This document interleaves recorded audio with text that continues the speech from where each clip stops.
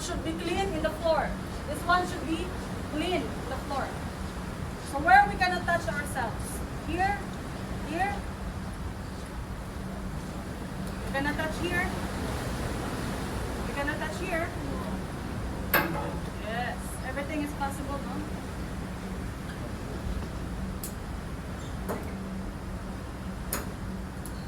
Ready? Okay. So in reality, again, question, what about the life jacket, madam? Depending on your comfortability.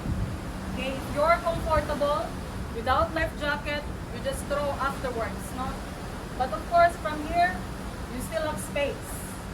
Okay, so you put this one on and then life jacket. For people that cannot swim, okay, so just make sure that once you reach the water, then immediately you have the life jacket being thrown. In reality, it should be someone that pulls you down slowly, slowly. Okay? But anyway, the system itself has a brake. It's not like you go very fast. Huh? This one goes slowly, slowly. Do you have to press something here, turn something here to activate this descent unit? Nothing. So what you need to do, you jump in safety position.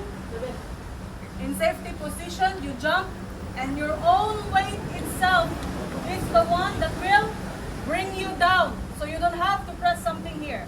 Okay? Can you do like this and just slowly? Hold here, and just do like this. Just like. Oh, not jump, but just let you hold. Okay, slowly, slowly, go. Wait. Okay, just put this one in the back. So just to show you,